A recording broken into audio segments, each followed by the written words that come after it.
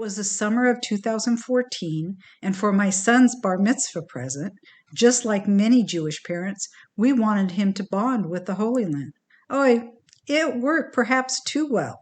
My husband had stayed back at the hotel, and our friends, my son and I, had just stopped in a pharmacy. Run to the bomb shelter, sweetie. Please hurry.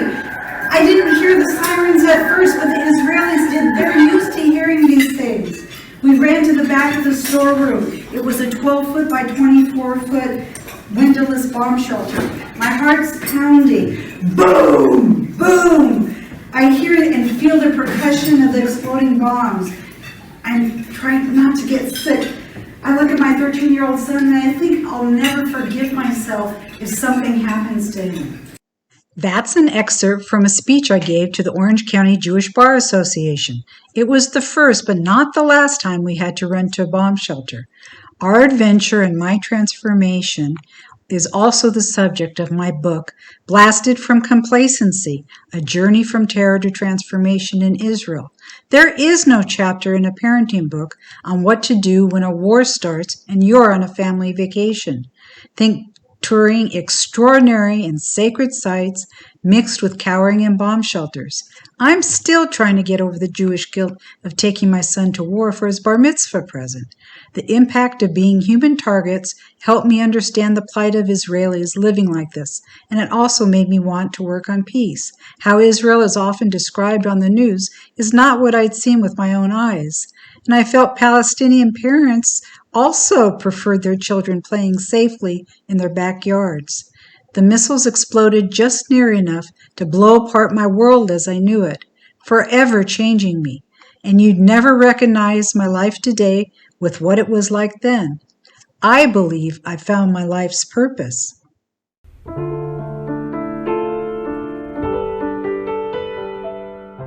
Hello, I'm Penny St., and I'm the host of Peace with Penny. Today we'll be speaking with Hadas Gottlieb, the principal at the Eastern Mediterranean International School in Israel, or EMIS. In part 2, on May 31st at 11 a.m. Pacific time, we'll speak with the students. EMIS brings together Israeli Jews and Arabs, Palestinians, and international high school students from across national and cultural divides for a life-changing educational experience.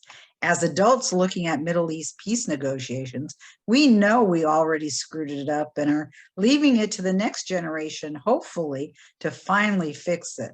At Peace with Penny, we always find it inspirational when peace organizations work with those who probably will be burdened to solve this dilemma. Aren't you glad to know there is a high school in Israel who's committed to helping prepare all sides for the difficult task by bringing them together as young people, introducing them to each other and to the issues to begin hashing out potential solutions? A nonprofit founded in 2014, EMIS is home to 190 students. 20% are Israeli Jews and Arabs, 20% come from Arab and Muslim nations, and 60% hail from 40 other countries around the world. Each brings their own identity and perspective, and together they weave a colorful tapestry that welcomes difference while finding common ground. Students live and learn together for 2 years in a vibrant community that celebrates pluralism, nurtures entrepreneurship, and fosters outstanding academic skills. EMIS offers students several academic tracks to pave their way to the best of higher education. Their academic curriculum follows the International Baccalaureate Diploma program. The social and educational EMIS experience teaches diversity, dialogue, and the value of peace. EMIS also teaches respect for the environment and promotes sustainability as a way of life. Hearing how the younger generation approach one another and the issues should be enlightening. Hadas Gottlieb has been the principal and director at EMIS since 2020. She has a Master of Public Policy from Tel Aviv University and is currently working on receiving her MA in Educational Policy with a specialty in Democratic Education from there as well. She has a teaching certificate from Tel Aviv University and a BA in with honors in law and business management with a specialty in information technology. Hadas has taught for over 20 years and also worked at the Knesset as a parliamentary aide to MK Absalom Villan of the Meretz Party and at the Ministry of Justice District Attorney's Office. So let's begin. Welcome, Hadas. Thank you. How would you describe EMIS? Well, after your introduction, it will be a little hard, but I think that I can say that it's actually some kind of an island, you might say, or a very unique place in Israel, which is, as you know and experience yourself, very hard country sometimes to live at. So will be my first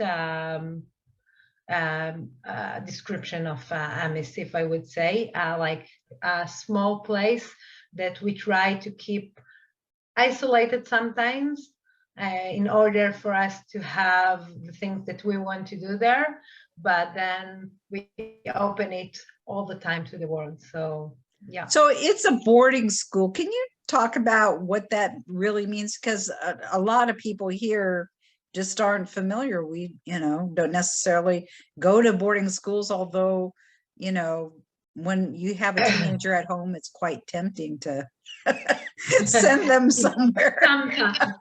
Yeah, but then you want to send them to a military boarding school, not just a boarding school. Yeah, so the concept of this school is that you have students from all around the world that are coming for experience of 2 or 3 years. It depends on the track that they're taking. They are living boarding life, which means that they are here 24/7 actually. It's not a closed boarding school, which means that they can go out if they want to. They can do things outside of schools, but they need, of course, permission, like you would have at home with your parent, with your children or children with their parents. We provide them, of course, the accommodation. They are 4 students in room, boys separately and girls separately, in order to maintain it more comfortable for them. And so there are 4 students in a room. They have their own bed, their own closet, and they place a small desk to study at, but it's a relatively small place. How did they end up in the room? Who books them into the room? At first, when they're arriving, we divide them. The school divide them. They divided by nationality most of the time, which means that we try to put 1 Israeli, 1 Palestinian, and international students in the room. Not always it will be the case. Oh, so you mix it. You mix it up. Yeah, and we try not to put like all the Israelis in one room, right, and all the Vietnamese in one room. We try to spread them around in order for them to know each other better. This is the best way to know each other. They're sleeping together, they're eating together, arguing, reconciling, coexist together. So the kids are coming from where? So the kids are coming, as you said in your intro, the kids are coming from either they're Israelis, or we have a lot of Palestinian students. This is the school mission, so we try to reach a lot. But we have students from all around the world. We have Vietnamese students, Chinese, from Laos, Cambodia, Burma, South America, Brazil, I don't know, Peru. You name it. Africa, Kenya, South Africa. I interviewed yesterday students from Malawi. Maybe she will come next year. Europe. But the main language on campus is English? English, always English. We communicate in English.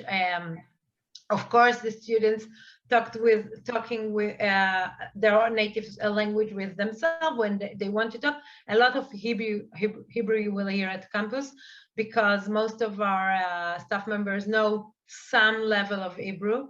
A lot of them are immigrants, made Aliyah in the past, but not all of them. Some of them are just internationals, and some Israelis like me, are born and raised Israelis.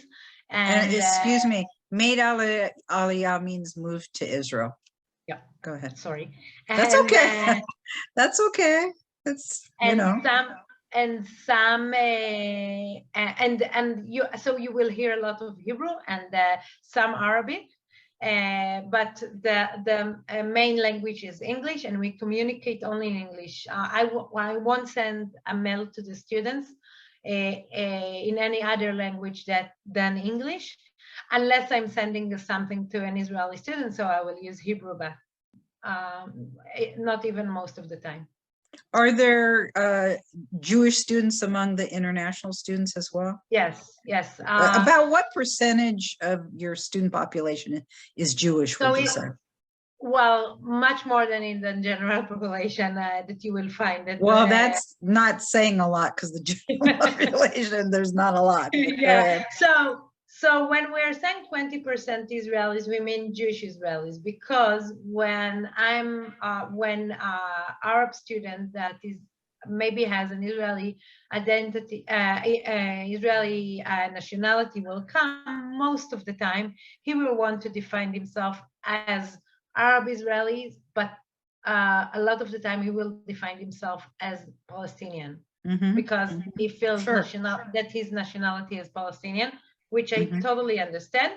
So, and in our school, it's pretty easy to identify as a Palestinian.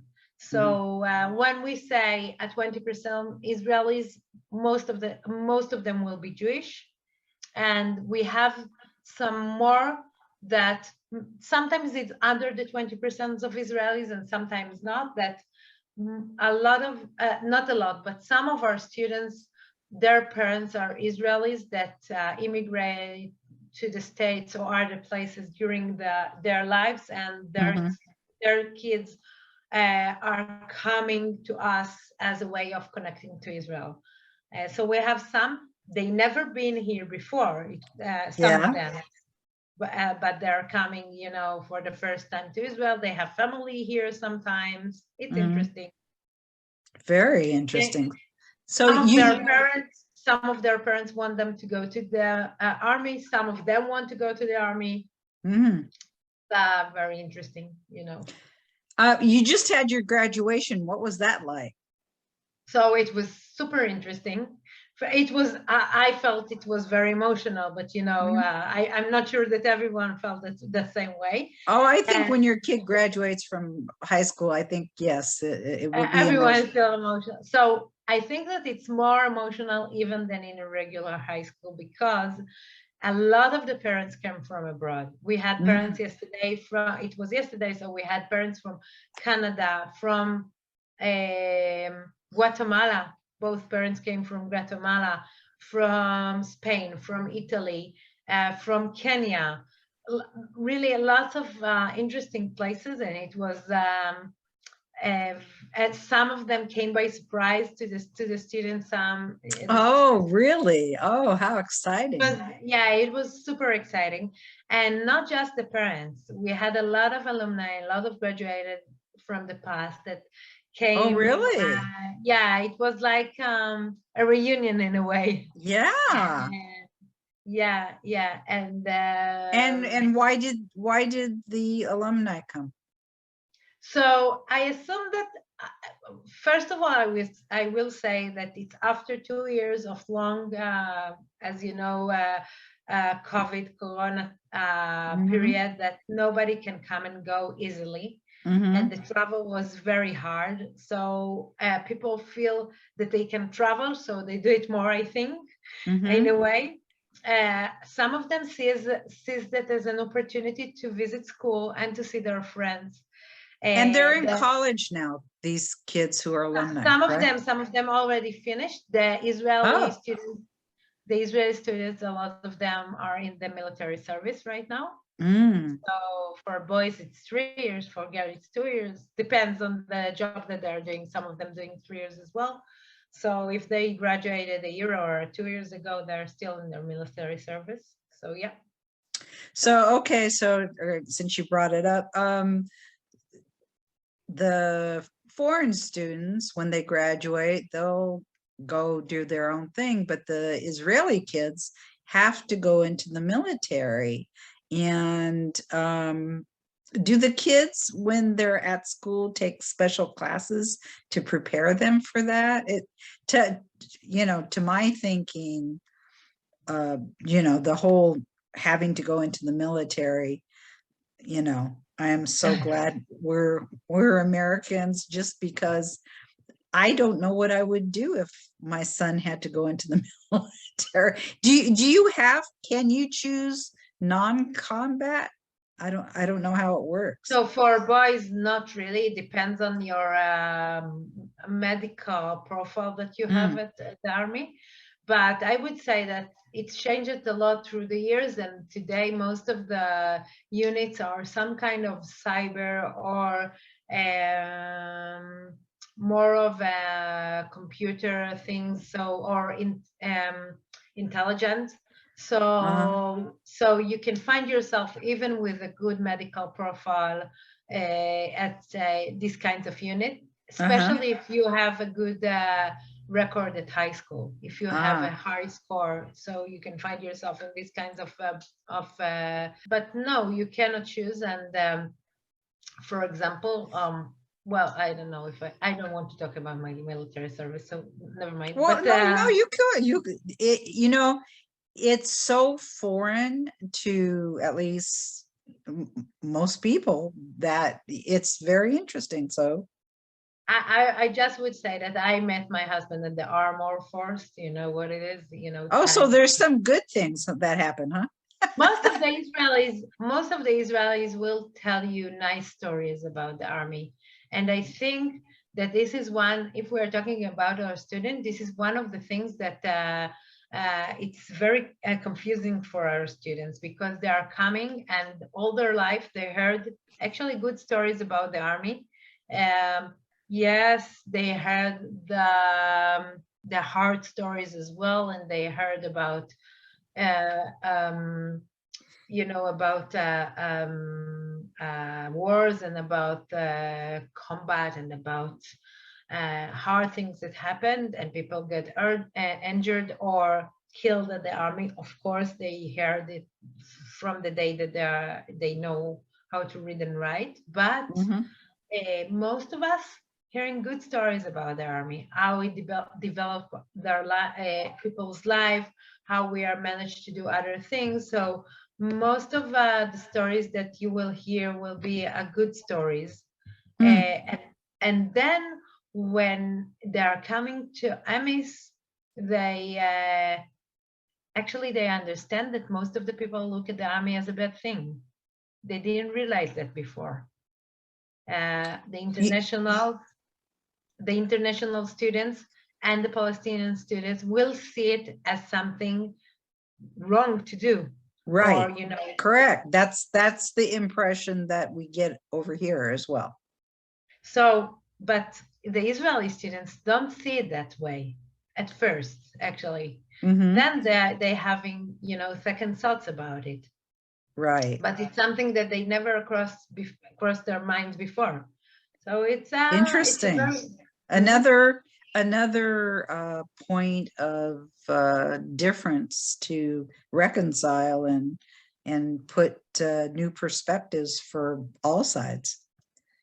Definitely. We had some Palestinians students in the past that said to their friends in their face, you will go to the army, you will wear a uniform, and I won't talk to you ever again because you will be a soldier. They see the soldier as, sure, the enemy, the bad person. Sure. And Israelis don't see it that way. They see it as the place that defend their country. Sure. In your intro, or in your the things that you're doing in the introduction, you're talking about your experience in Israel. So we're saying to ourselves, okay, if you don't want to have this experience over and over again, you need somebody, to protect you. So what's been the reaction of the students after they go through EMIS, all the impact of being with students from all over? What do they tell you? So I think that I think that most of them will say at the end that it was a very life-changing experience for them. To meet people from all around the world, to be in a boarding school, which is not a usual thing that all teenagers are doing. Sure. And it's a very intense experience. And I will say that, most of them during the 2 years have a lot of struggles. You can imagine they are teenagers, so you can imagine that they are having a lot of struggles. And homesick too, I would imagine. They homesick. It's so foreign. I mean, Israel is a great place, but I don't know, if you come from Bolivia, maybe it's, too different or wherever. First of all, it's a lot of difference. The food is different. The weather is different. The culture is different, of course. Way things are doing in a different way, and they need to get used to it. So this is one thing. The second is that they are living all together. To live in a boarding school can be very nice and very, independent, and you can have a really good social life. But at the end of the day, you don't have privacy. You want to close the door after you, but always you will have somebody there with you. Right. And it's very hard in a way. It's very, very hard. And we didn't talk yet about the IB curriculum. Yes, we're going to get to that. Yeah. But the IB we could do that now. Because I was going to ask you about that, because that's a very important part of your curriculum, and it's a strenuous kind of curriculum that they present. So at the end of the day, all of our students come to this school to have a good diploma that they can use they will use in the future. So they want to go to the best universities. So in order to do that, they need to work very hard. The IB diploma is a very high level diploma, and in order for you to pass it, even you need to focus a lot in your studies, and it's in foreign language for most of them. It's a second language. Most of them didn't study or learn in English before as the major language that they are talking or studying at. So for them, it's a very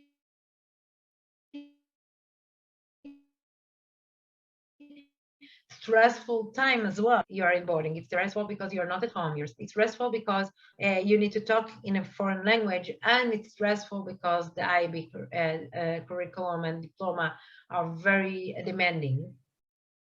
So the IB, what does that require of them? Because I know in your, I wasn't sure if IB requires them to do certain things, or it's just EMIS requires them, but it seems so in the IB out of the ordinary, more requirements.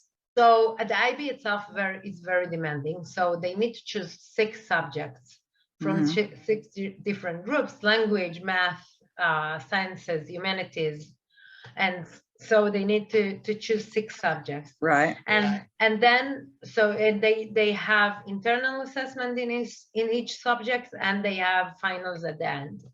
So this is a study person. Then they have, in order to have the diploma, they need to submit an extended essay, an EE, that it's each of them need to choose the subject that they want to write about, and they're writing an extended essay, 5,000 words. It's pretty much like a small, not a small paper that you will write to the university. And then they need to take one core course. It's called TOK, Theory of Knowledge, that all the students need to take it in order to have the diploma.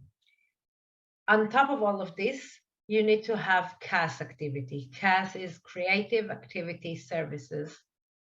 And you need to take at least 3 activities in each year in order to have the diploma at the end. What kind of activities? So this depends on the school a lot. And because we are a boarding school, and because we are a boarding school away from home, we provide for the students a lot of the activities that they can do. So they have clubs that they create. For example, I don't know, chess club or a music club or stuff like that. Or we give them some clubs. We give them the opportunity for some clubs, like robotics, for example.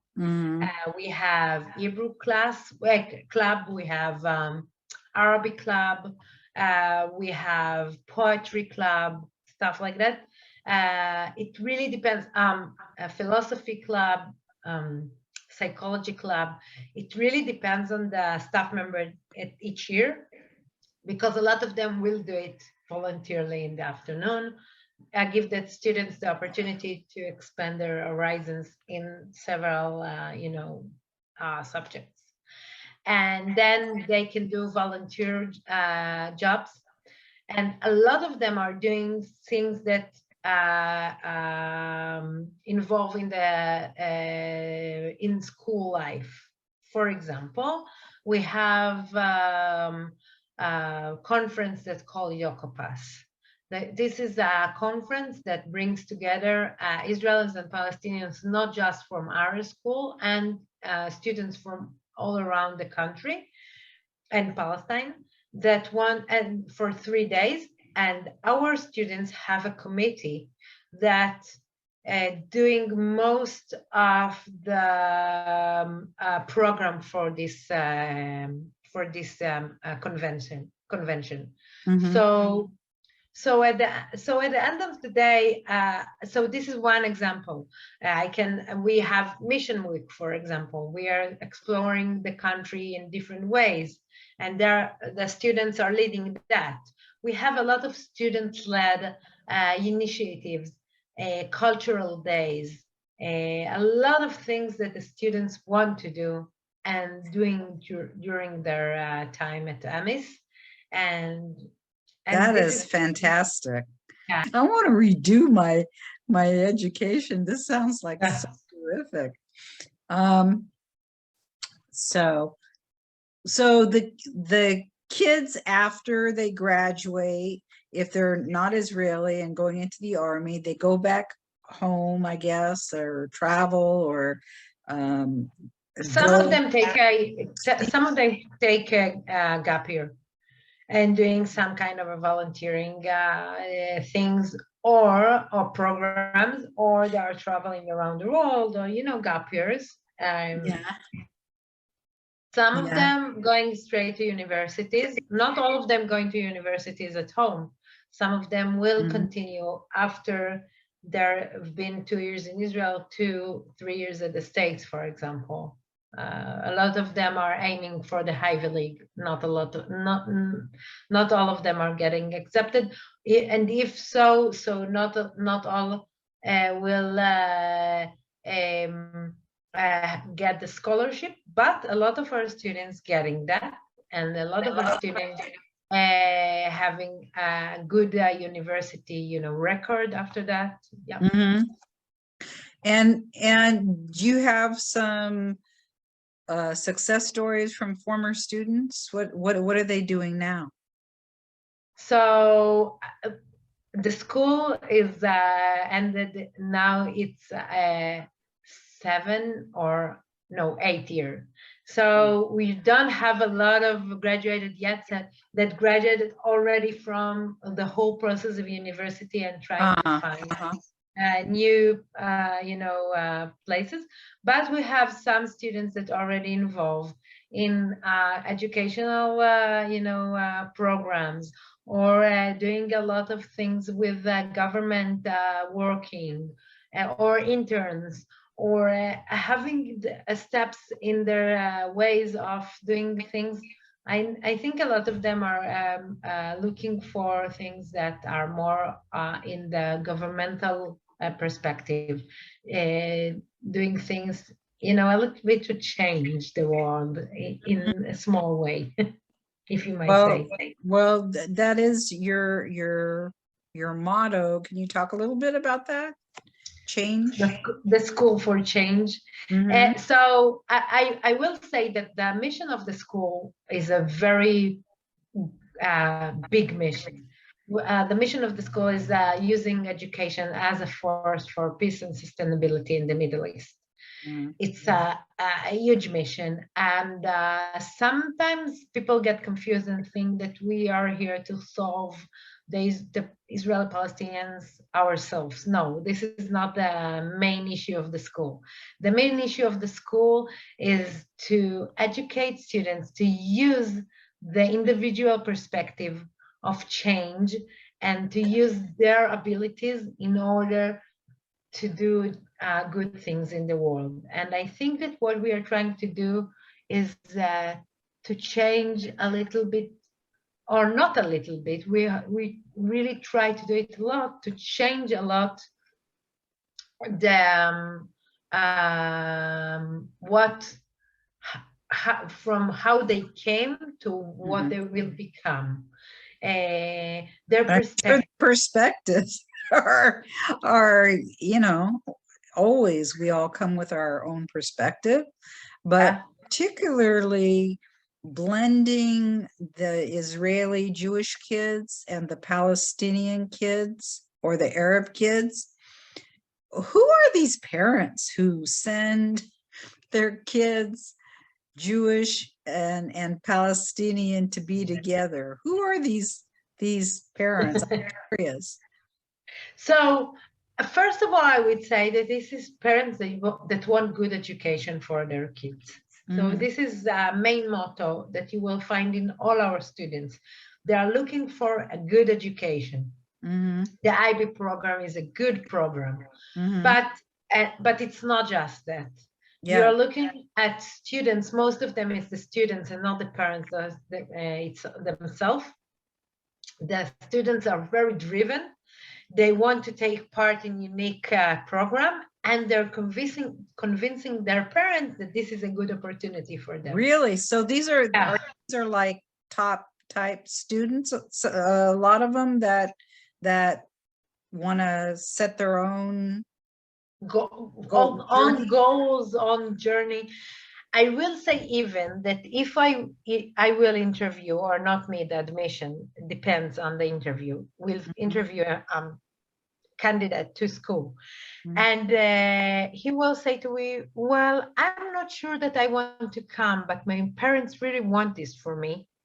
I will say to him, actually, well, think twice or 10 times before you're coming, because your parents are not going to be the one that will face the challenges. Right, you will. right. So the parents, of course, I want students that their parents support them, but they should be a very driven student. Otherwise, it won't work. And these students want to come because they believe in what the school is doing. They believe in change. They believe in peace. They believe in diversity. They believe in pluralism. But even if they believe in all these kinds of things, they came with their own perspective of things. Sure. Seeing is believing. And plus, how about these international students who, they're like stepping into a war, of, at least, I mean, not that so violence I'm is happening here, but I'm not sure that all of them understand from the beginning exactly what they are going to see here. They understand the conflict. They know that they want to contribute. Most of them know in advance there is some kind of an issue here. but not all of them really realize that all the details. Even the Israeli and the Palestinian students, they know about things, but most of them didn't even met the Israeli didn't even met the Palestinians in their lives before, or the Palestinians didn't met Israelis before. Yeah, it's so bizarre how they live right next to each other. And many of the peacemakers that I talked to, not until they were adults did they really have conversations. It's something that is hard to understand. So I think, having this kind of school wasn't my idea. It was Mr. Oded Roz he's the founder of the school. Yes. And he Does he stay involved? About it. Yes, more, in a way of representative side and giving advice, and contribute a lot to, recruiting students, donation, stuff like that. And we always need help with day-to-day management things. Lives, I'm dealing with that. Right. But I think that you can say about EMIS that the main purpose of it is for students to be with each other. At the end of the day, a lot of the first questions that people are asking me, and maybe the students that you will meet will tell you this better than me, but a lot of the people that I will meet will ask, well, how they get along? And I say, well, they get along just fine, and most of their arguments or fighting even won't be about the Israeli-Palestinian conflict. Most of their argument will be who took the water in the shower, who ended the water in the shower, what you did to me yesterday, you weren't a good friend, or she took my boyfriend, I kissed him. A teenager stuff. Well, this will be most together, humans. Yeah, they're living So these kinds of things, they are nice to each other. They are good friends. I just exaggerate when I'm saying that, but it's human. I mean, of course, you've got a bunch of people living together. That stuff. But everyone that raised teenagers know what they're dealing with, and this will. I think that's how you end up with at least some of them.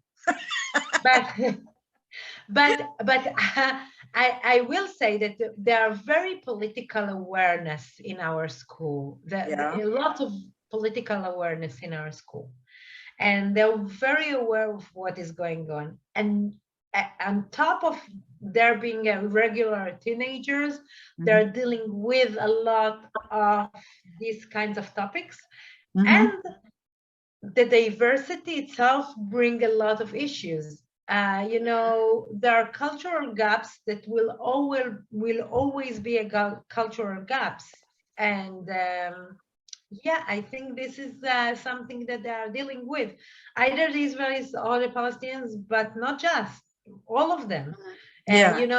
Well, there's a difference in economics and all kinds of things that. But a Chinese student born and raised in a really different way from an American student. The gap that I don't want to bridge the gap. I don't want to put them in the same place. I want them to recognize there is a gap, and that we need to understand each other, although there is a gap. I don't want them to say, at the end of these 2 years, we won't have a gap between each other. No, we still have a gap in culture.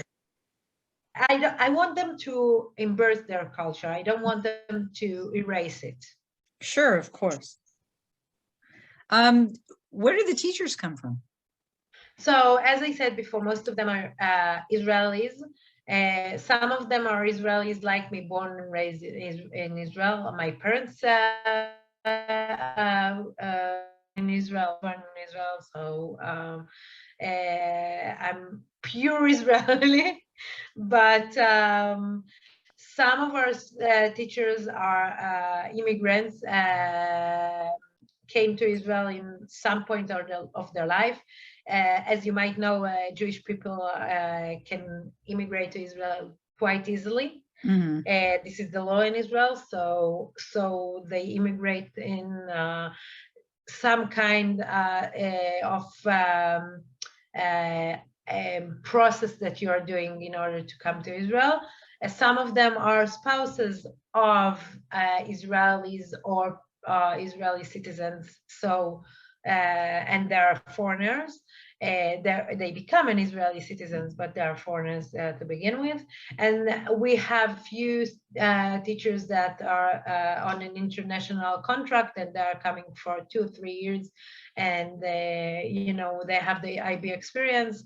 They are with us for a while, and then they're moving along to their next. So let's talk about the Leon Charney Resolution Center. What is that all about? So the Leon Charney Resolution Center is actually an NGO that established by his wife. Leon Charney passed away, I think 2000, and I'm not sure, so I won't say. But his wife Tzili wanted his name to remain, and he was very active in the process, the peace process, Oslo and other peace process that were here in the 19s and then in the beginning of 2000s. And his wife Tzili founded an organization that want to help other places with dealing with I would say a peace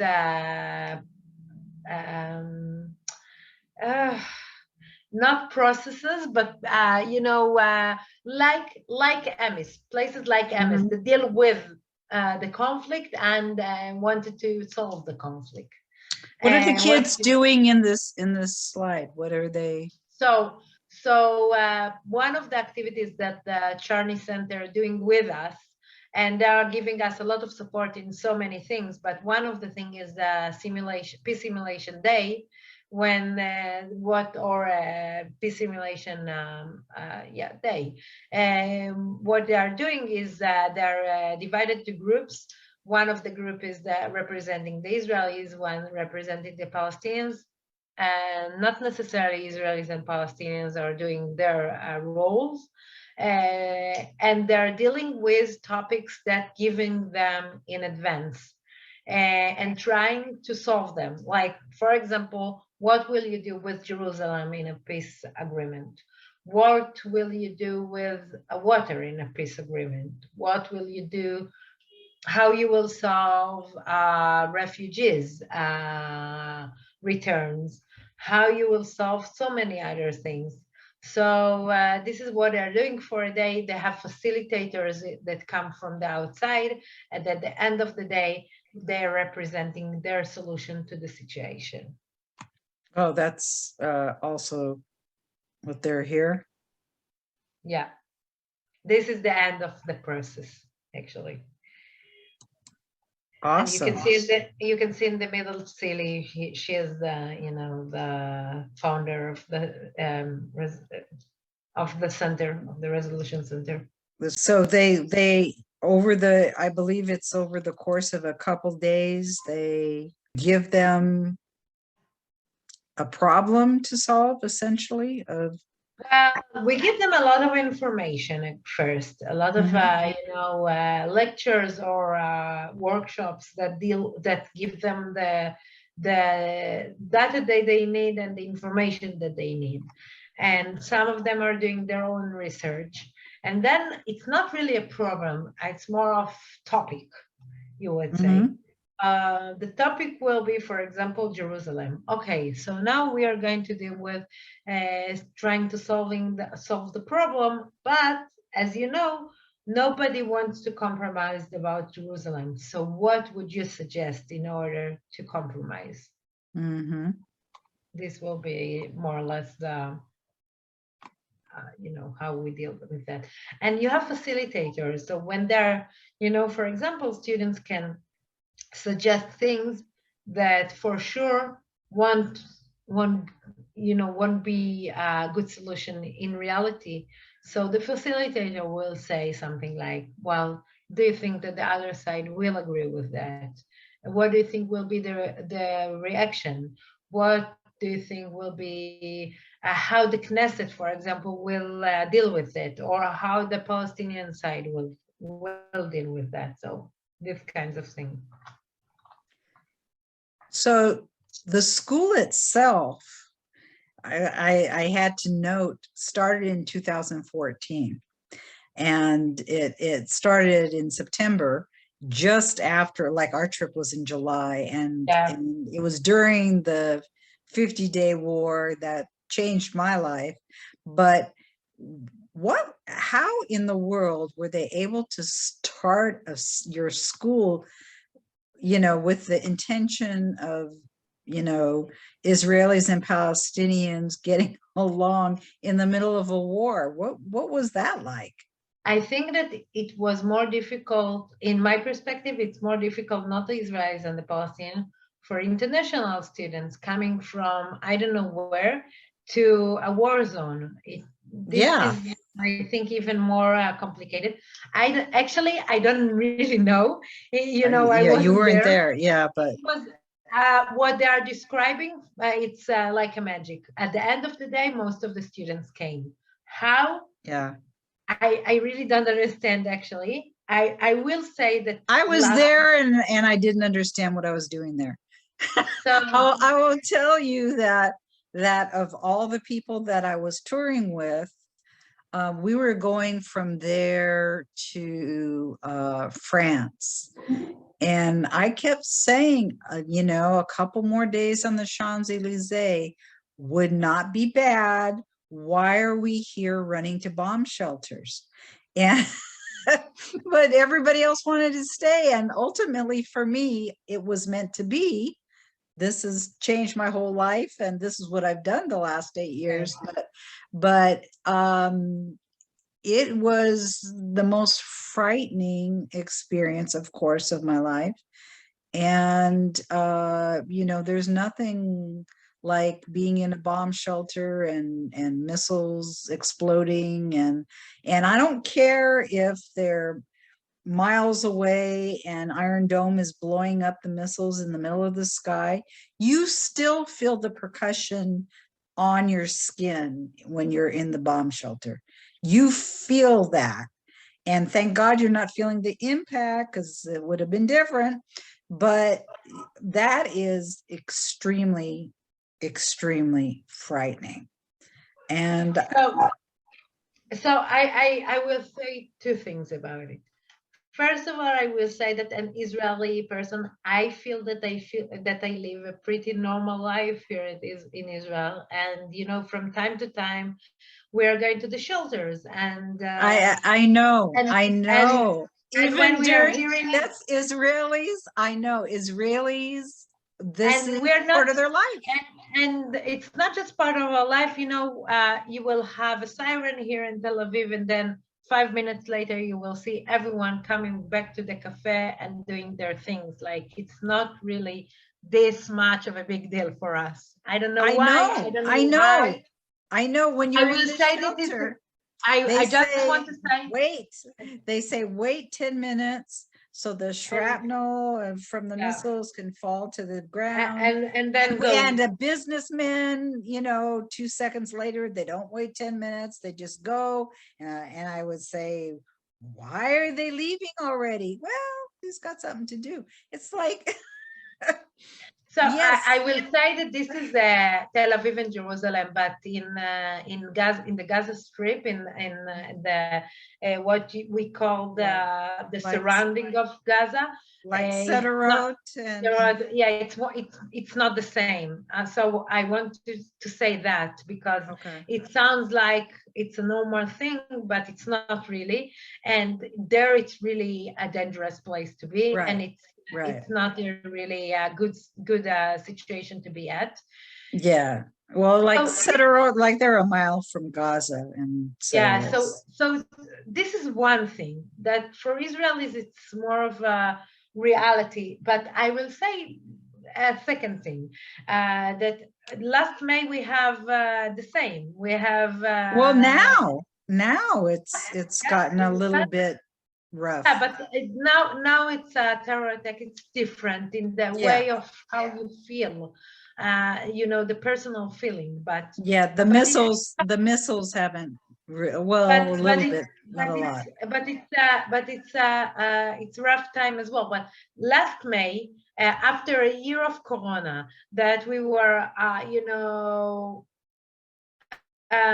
in a lockdown after lockdown after lockdown for students. At the end of the year, in May, we had a missiles attack, and in this missile attack, I just will say that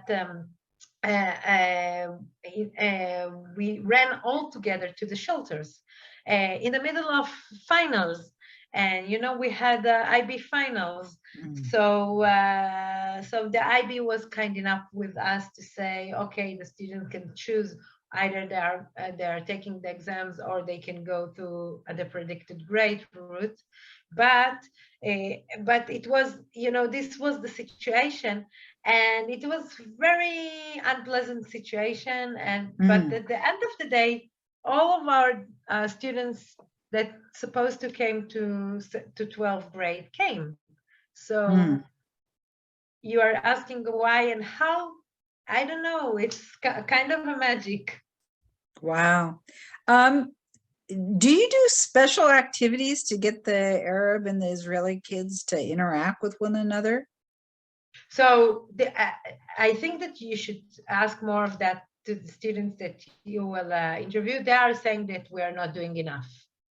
So this is why they have their initiative now that it's not that it's not enough what we are doing in being together, but they're saying that they want to do more of talks, like how do you talk to each other? Yeah. Let's talk about the conflict in a civil way. Sure, to be more proactive. This is now their initiative, and this is why I thought it will be a good idea for you to interview them. Yeah, just to let people know, I mentioned we're doing this in part 1 and part 2.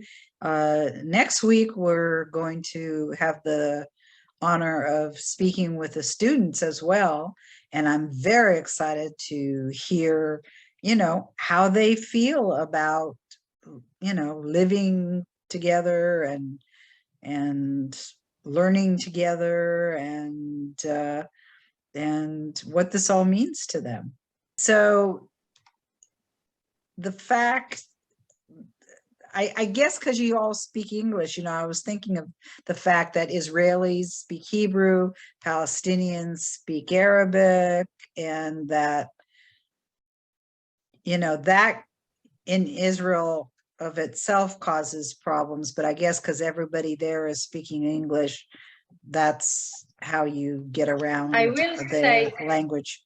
I will say that a lot of the Arab students that we have know some kind of Hebrew in different ways, and not a lot of our Israelis knows Arabic. So this is a really good point, actually. Yeah, the Israeli population are not speaking enough Arabic. In fact, I've had different peace organizations. That's something that they do. That's one of the ways they do it, is by teaching the Israeli Jewish kids Arabic. And I think it's super important. I'm very sorry for myself that I'm not speaking Arabic. And I learned for, I think 5 or 6 years at school Arabic, but it wasn't worth anything. Well, I have to say, as of yesterday, I don't know, what is this called? My son introduced me to an app on my phone that you could do for, Duolingo. And you can do it for 5 minutes a day or whatever. So I chose Hebrew. So, you know, where there's a will, there's a way. So what you're saying that at 10 p.m. at night, I could have spoken Hebrew the entire time, and then you still interviewed me in English. No, like I said, I started yesterday. That's not gonna work too well. Not that easy. So how has COVID impacted all of this? Well, it had a huge impact on us. At first, at March 2020, 2020, I wasn't the principal yet, but we closed the school actually, not in March, but in April, more or less. And all the students went home immediately. And Wow. then it was really a hard time to bring everyone back. It was really hard time to get them a visa from the Israeli, ministries. So it took us time, but we did it. That sometimes you say about the Israeli bureaucracy that it's the worst. So in this case, it was actually we had a lot of help from so many places, and then at the end of the day, we managed to bring all the students. So it took us time. And the Chinese, it took them a long time to come. The Vietnamese came one day. They just came to school. We didn't know in advance that they will have flights. It was a really hard time, but the hardest was to maintain the school during the pandemic before the vaccines. I will remind that before the vaccines, you will have, if one student got sick, you needed to quarantine the whole people that were around him. So we had quarantine, after lockdown, and then we had small quarantine. You're breaking up. Large quarantine. It was really hard. So I'm always curious, how does your family feel, you're Jewish, about your life having so much involvement regarding the conflict and working with Arab and Palestinian students and so on? I think they like it. They like it?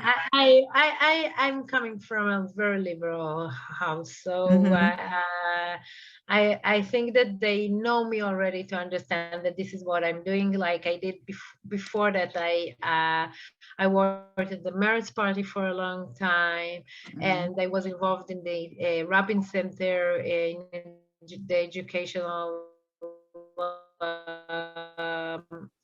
department there, which is, I mean, people over here would know what that is. The Rabin Center is a place called after Yitzhak Rabin that was murdered, the prime minister that murdered here. Rabin. Yeah, okay. Rabin. Okay. Got it. That's what we're used to hearing. I'm used to hearing that's how it's pronounced. So okay, got it. So when did you get involved with that's fine. That's fine. I think that in EMIS 2 years ago. 2 years ago. So